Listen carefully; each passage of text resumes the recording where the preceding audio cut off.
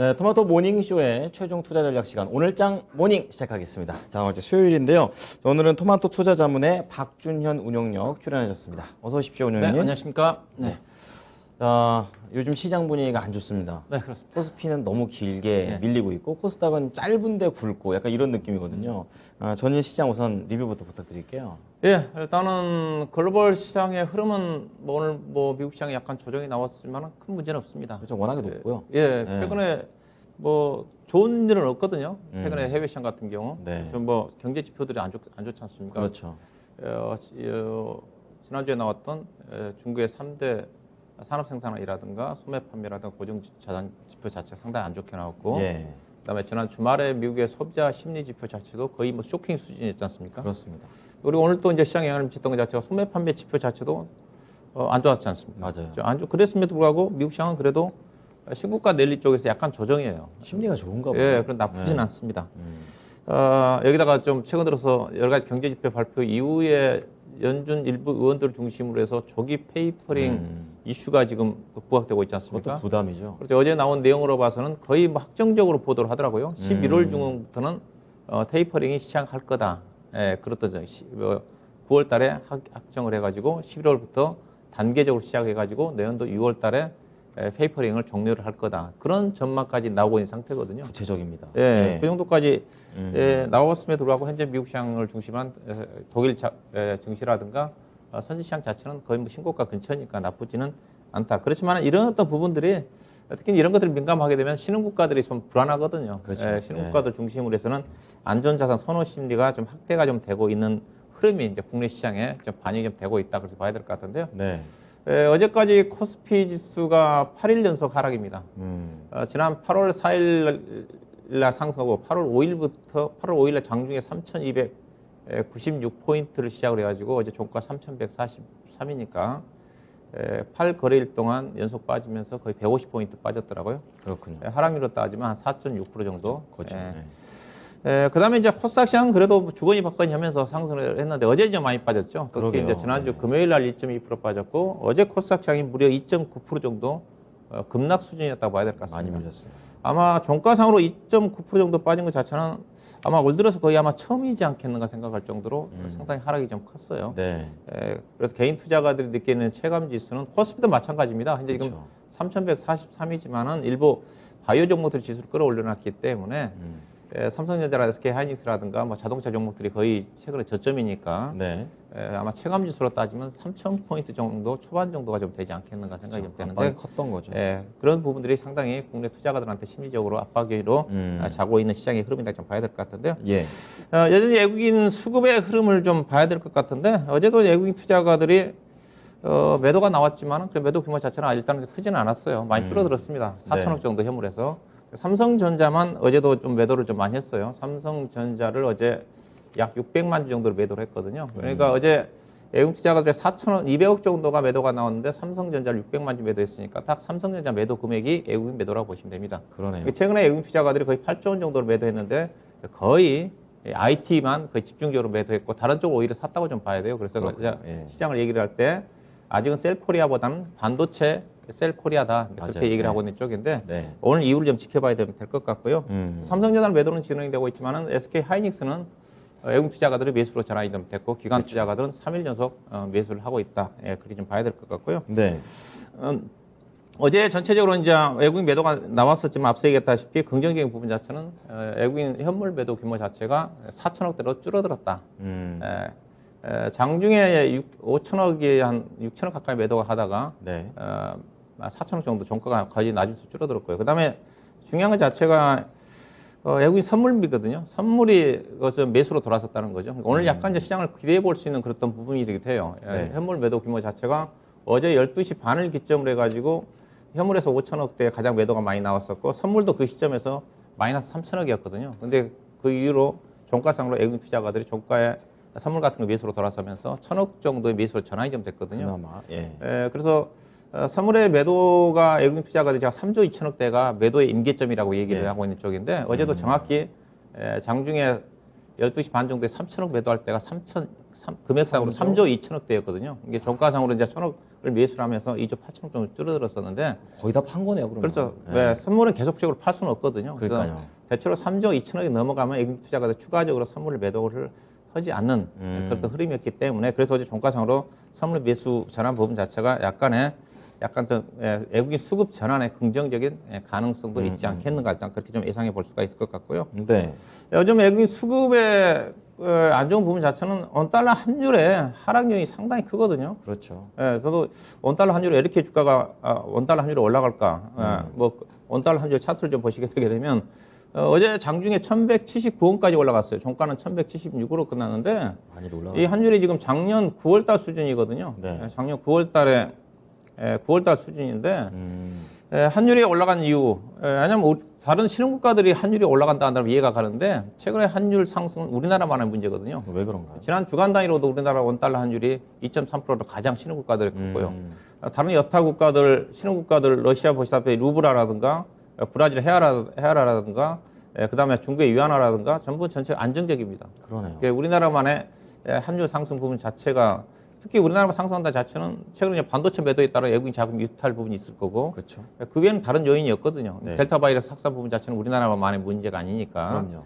그다음 우리나라 수출 경기는 여전히 좋은 상태고 외환보도 충분한 상태이기 때문에 그래서 여기 매도 물량 자체가 결국은 원달러 환율 상승으로 연결됐던 거 아닌가. 외국인 매도가 어제 그렇지만 또 어제 외국인 매도가 줄어들었음에도 불구하고 어제 또 환율이 급등했다는 자체는 외국인 투자가들이 추가적으로 매도가 나올 수 있는 그런 부분도 있지 않겠나 좀 봐야 될 것 같은데 일단은 오늘 그 미국 시장에 또 달러 인덱스가 또 많이 올랐지 않습니까? 그렇죠. 93을 돌파해가지고 이 부분도 원달러 환율의 추가적인 상승 요인은 나올 가능성이 있다고 좀 봐야 될 것 같은데 부담이네요.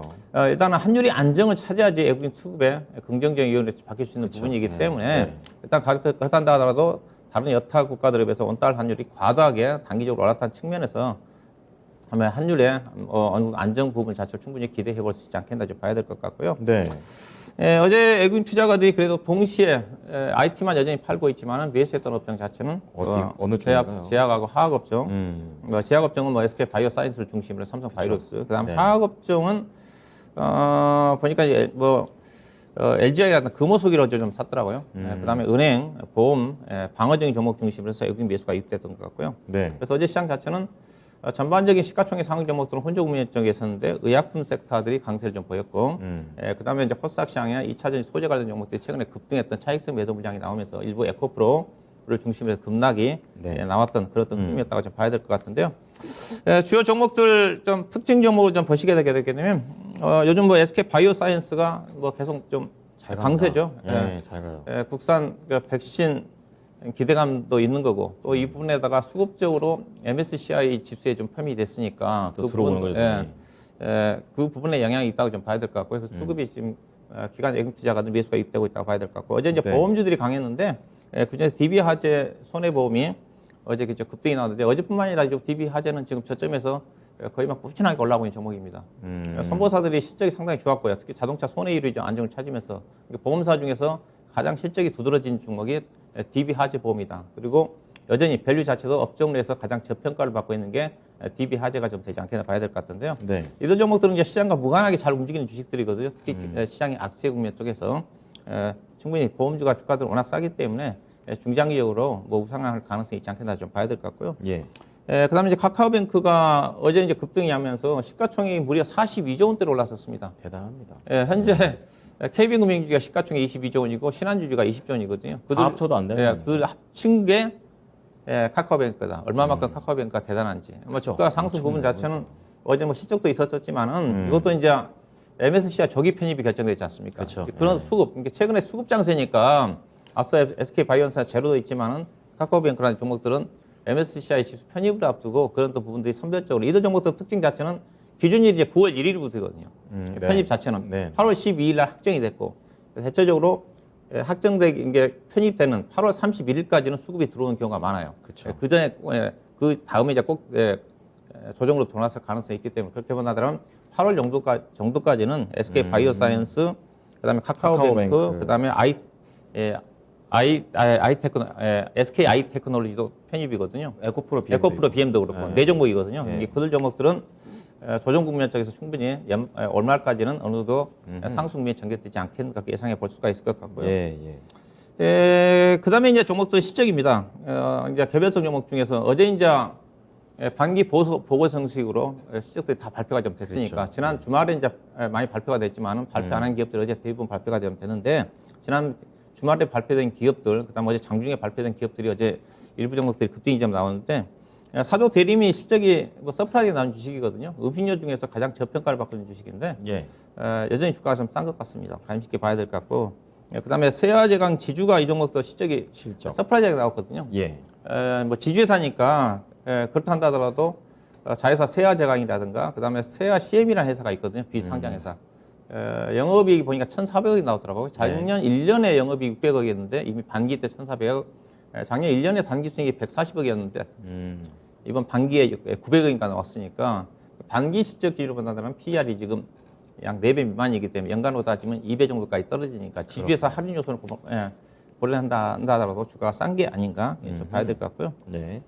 그다음에 반도체 장비 종목 중에서 이오테크닉스 어제 실적이 서프라이즈가 나올 것 같고요. 그다음에 LX 세미콘, 실리콘웍스죠. 어제 실적이 서프라이즈하게 나와서 신고가를 상승을 준비하고 있다고 좀 봐야 될 것 같고요. 그다음에 유메이드 실적이죠. 미르포가 좀 호절 좀 보이면서 흑자 전환했는데 실적이 대폭적으로 좋아졌더라고요. 작년도까지 적자였었는데 반기가 영업이익이 500 이상 났던 주식인데 근데 어느 정도 충분히 실적 호전 부분 자체가 주가에 많이 반영된 게 아닌가 좀 봐야 될 것 같고 LIG 넥슨도 실적 호전과 함께 꾸준하게 방산 회사인데 수주가 증가된 부분 자체가 전반적으로 최근에 실적들이 많이 발표가 좀 되는데 실질적인 발표가 좀 되면서 긍정적으로 반영되는 종목도 있고 또 반대로 안 반대는 종목들이 많아요. 약간 그 차별적인 흐름이라 좀 봐야 될 것 같은데 결국 실적 좋은 종목들은 불확실한 국면 쪽에서 반영이 안 되는데 실적 좋은 종목들은 중장기적으로 반영이 좀 된다는 측면에서 여전히 어제 주요 종목들 실적이 많이 발표가 좀 됐으니까 체크볼 필요가 있지 않겠다 봐야 될 것 같고요. 그래서 어제 시장의 특징 자체는 전반적으로 약세 국면 쪽에서 방어주들이 상대적으로 선정을 했고 일부 산업재라든가 소재 관련 종목들이 전반적인 부진을 했다. 그렇게 좀 이야기해 볼 수가 있을 것 같습니다. 자, 국내 시장에서 이제 환율에 대한 그런 불리함도 있고 그로 인해서 외국인의 수급 역시 좀 좋지 않은 그런 상태입니다. 자, 그런 와중에 종목을 고를 수 있는 기준은 바로 중장기적인 측면에서 실적이라고 말씀을 해주셨는데요. 자, 그렇다면은 어제 이제 선물 시장에서 그래도 외국인이 어느 정도는 방향성을 살짝은 돌린 그런 모습인데 이게 어느 정도 의미가 있는 건지 투자 전략으로 녹여보겠습니다. 오늘 장 어떻게 보십니까? 일단은 최근에 이제 국내 증시가 상대적으로 많이 빠졌다고 그랬습니다. 뭐 아무래도 이제 삼성전자, SK 하이닉스가 좀 빠진 영향이 크지만은 같은 IT 국가인 대만도 그렇게 많이 빠지지 않았어요. 우리 시장이 좀 상대적으로 많이 빠졌다고 봐야 될 것 같고 이런 어떤 분들이 국내 시장에 어느 정도 많이 좀 선 반영된 게 아닌가 뭐 그렇게 봐야 될 것 같고요. 앞서 일단 단기적으로 많이 빠졌습니다. 코스피가 8일 연속 빠졌고 오늘 이제 9일 연속 빠지면 아마 이런 경우 또 찾기가 쉽지는 않을 거예요. 너무 않을 것 같은데. 그래서 뭐 현재 지금 저도 이제 하반기 지수 저점을 개인적으로 3,150을 얘기하고 있는 쪽인데 일단 살짝 이탈을 했어요. 저는 추가적으로 하락은 전 크지는 않다고 보고 있는 쪽인데 왜냐하면 현재 시장 이슈 자체가 이제 결국은 주가 하락 요인 자체가 나올 수 있는 것 자체가 지금 페이퍼링 이슈거든요. 페이퍼링 이슈가 좀 반영이 되고 있는 것 같아요 보니까요. 왜냐하면 뭐 다른 요인들은 없는 쪽이거든요. 그런 이슈 자체가 어떻게 페이퍼링 한번 이슈가 부각될 때 한번 출렁거림이 나올 수가 있는 그런 부분들이기 때문에 그런 부분이 반영이 되고 있다고 좀 봐야 될 것 같고요. 코스피도 8일 연속 빠졌고 오늘 빠지면 9일 연속일 거고 그다음에 코스닥 시장 같은 경우도 단기 이틀 동안 거의 5%가 좀 빠지면서 이격이 지금 96까지 내려왔습니다. 코스피는 가장 위쪽인데 만약에 코스닥 시장이 오늘 또 만약에 1000포인트 아래가 내려간다 한다면 이격이 단기 낙폭 과대 수준이 95 정도까지 진입하거든요. 그 국면 쪽에서는 거의 90% 이상의 반등이 좀 나오기 때문에 오늘 만약에 추가 하락이 나온다 한다면 추격 매도보다는 기술적 반등을 이용한 단기 매매 전략적으로 접근해야 되지 않겠나 좀 봐야 될 것 같고요. 결국은 시장이 반전하기 위해서는 달러가 좀 중요한데 달러가 상승을 했고 오늘 또 원달러 환율이 추가적인 상승 압력이 나올 수가 있는데 반면에 앞서 얘기했다시피 외국인이 현물 매도에서 축소가 좀 되고 있는 쪽이고 선물에서 매수로 전환됐기 때문에 외국 매도 물량이 크지는 않는다 한다면 달러 강세에도 불구하고 원달러 환율이 충분히 안정을 찾을 가능성이 있다. 추가적으로 만약 원달러 환율이 올라간다 한다면 오늘 또 약간의 어떤 외국인 수급에 약간 불리하게 작용할 수가 있겠지만 매도 물량 자체는 크지는 않지 않겠는가. 아니면 최근에 매도 물량 자체가 반도체 외에는 매도가 안 나오고 있는 쪽이거든요. 다른 쪽까지 확산이 된다 한다면 더 나올 수가 있는 건데 이제 그런 어떤 부분들 좀 긍정적으로 보셔야 될 것 같고 그다음에 선물 아까 말했던 선물 매도 계약서는 충분히 좀 많이 매도가 좀 됐다는 측면에서 추가 매도 자체는 크지는 않을 것 같다. 최근에 주가 하락 자체는 일부 이제 반도체 쪽에 실적 하향 조정이 있겠지만은 예. 전체적인 펀드멘탈의 실적 하향 조정은 없습니다. 그렇군요. 8월달까지 현재 10일까지 수출 지표 자체 상당히 양호한 흐름이기 때문에 그래서 추경 매도는 자제를 하고 오히려 제가 항상 박스권의 등락이라고 하거든요. 이게 박스권의 하단 부분을 약간 이탈해서 기술적으로 추가 하락 여지는 있겠지만은 그래도 우리나라 시장 자체는 워낙 펀드멘탈 자체가 튼튼한 부분이기 때문에 주가가 하락할 때 사야지 따라서 할 때 상승 전환을 확인하고 사게 되면 또 수익이 그만큼 쉽지가 않습니다. 그렇기 때문에 무리하게 추경 매도보다는 오히려 현금을 갖고 계신 분들은 분할 매수 관점에서 접근한 전략이 필요하지 않겠나 좀 봐야 될 것 같고요. 예. 매매는 일단은 단기 납부 과대 종목들이 우선적으로 반등이 좀 나오겠죠. 단기 납부 그렇죠. 과대 종목들 대형주들 단기적인 관점 접근하셔야 될 것 같고, 그다음 시장의 안정을 찾는다 한다면 실적 보전 중소형 종목들이 시장에서 그래서 수급 여건을 고려해 본다면 유리하지 않겠나 좀 봐야 될 것 같고요. 여전히 관심은 뭐 IT입니다. IT는 대형주보다는 여전히 이제 중소형 종목 쪽에 뭐 폴더폰이라든가 DDR5 쪽이고, 그다음에 건설 나눠서 보자고 그렇죠. 건설과 건설기계, 그다음에 제약주, 그다음에 의료주들이 상당히 실적이 좋습니다. 의료업종들 틈새 장사에서 그다음에 어제 뭐 2차전지 관련 종목들이 주가 많이 빠졌지만 여전히 2차전지 중심은 친환경 관련 종목들은 뭐 간신권에 놓고 접근할 필요가 있지 않겠다 보고 있습니다. 네, 뭐 기술에서 눌리기 때문에 어떤 종목에다가 투자를 해야 될까 이런 고민을 좀 많이 하셨다면 이제 구체적으로 내용을 좀 더 좁혀보도록 하겠습니다. 관심 섹터 주 어떤 쪽으로 보시나요? 일단은 그 무난하게 접근할 수 있는 자체가 의료업종이라고 좀 보고 있는 쪽인데요. 네. 의료업종에서 오늘 한 종목을 좀 골라보도록 하겠습니다. 자, 왜 의료업종인지 이 부분에 대한 이유 있을까요? 최근에 뭐 델타 바이러스가 확산되는 국면 쪽에서 네. 작년에도 마찬가지고요. 코로나가 확산되면서 의료업종들이 실적이 의외로 이제 대표적인 의료업종이 피해주라고 얘기하고 있지 않습니까? 활동을 안 하니까. 잘 나왔어요, 실적이. 작년 실적들이 대폭적으로 좋았고요. 예. 그다음에 1분기 실적도 좋았고 최근에 2분기 실적에 발표된 거 보면 다 서프라이즈합니다. 그렇군요. 상당히 좋게 나온 부분 자체가 일단은 대부분 다 좋지만 OEM 의료업체들이 상당히 실적 개선이 뚜렷하거든요. 이제 OEM 그중에서도. 의료업체들이 대부분 이제 생산을 방글라데시라든가 베트남에서 생산해가지고 미국이라든가 유럽 쪽으로 나가는 거고 그렇죠. 쪽이거든요. 유럽이라든가 미국 쪽이 코로나 국면 쪽에서 여러 가지 사회 활동이 제한적인 확대에도 불구하고 실적 상태가 상당히 좋게 나왔다 좀 봐야 될 것 같고요. 1분기 때에 이어서 2분기 때도 실적이 상당히 좋게 나왔는데 주요 의료업종들 2분기 실적을 좀 표를 좀 준비를 했는데 보시게 되게 되면 FNF가 예상한 이제 기업 분할됐기 때문에 5월달, 6월달 두 달간의 실적입니다. 이게 분기 실적이 613억이니까 충분히 두 달간 번다한다고 예상 실적 상회했을 것 같고요. 나머지 힐다홀딩스, 영업무역, 한세실업, 한섬, 신세계인터내셔널, FNF, LF 종목들이 대부분 다 시장의 예상치를 상회를 했지 않습니까? 그러네요. 상회를 했고 네. 이에 따라서 이들 실적들이 연간 실적 베이스로 보게 되게 되면 사상 최대 실적입니다.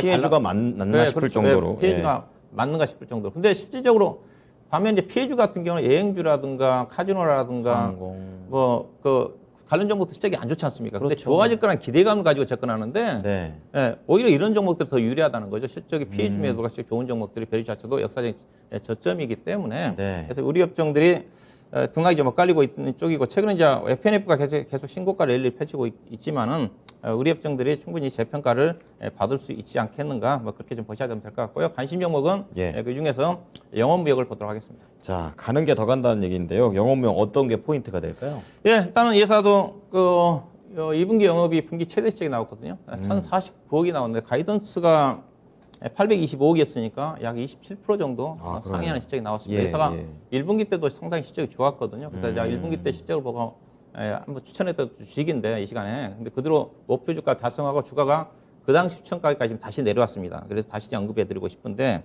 일단 예상 실적이 좋은 부분 자체가 OEM 쪽의 마진율이 상당히 최대치입니다.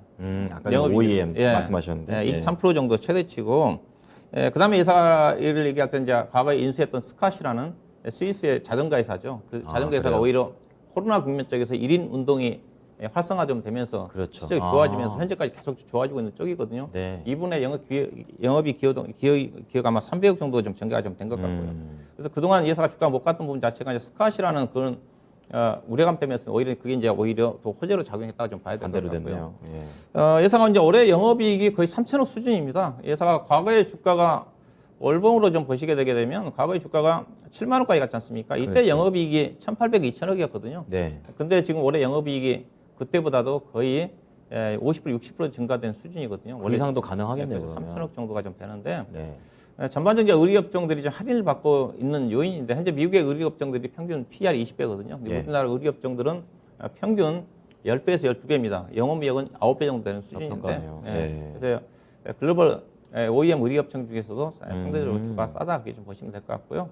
그래서 매매 전략은 어제 주가가 좀 올라갔기 때문에 따라서는 안 될 것 같고요. 오늘 약간 눌림목이 좀 나올 거니까 41,000원 정도 언저리 41,200원 정도 좀 보시면 될 것 같고 네. 당시에 제가 목표 주가가 48,000원 제시해드렸거든요. 5만 원 근처까지 가다 밀렸는데 다시 한번 아마 48,000원 정도까지는 무난하게 상승하지 않겠는가. 어제 수급도 기관 예금 투자가들이 매수가 입되고 있는 종목이니까 일단은 뭐 약간 조정 구간에서 목표 주가 48,000원 정도 보시면 될 것 같고 손절 가격은 최근에 저점이 38,000원을 이탈하지 않았거든요. 네. 38,000원을 손절 가격으로 보시면 될 것 같습니다. 네, 뭐 대표적인 코로나 피해주 중에 하나가 의류였었는데 의류는 다른 뭐 항공이나 이런 다른 피해주들보다는 가고 있다는 부분에 좀 포인트를 맞추면서 영업무역을 말씀해 주셨고요. 매수 가격 41,200원을 전후한 가격, 그리고 매도 가격 48,000원, 손절 가격 38,000원을 제시를 했습니다. 자, 오늘 전략도 잘 참고하겠습니다. 감사합니다. 네, 고맙습니다. 네, 지금까지 토마토 투자자문 박준현 운용력과 함께한 오늘장 모닝이었습니다.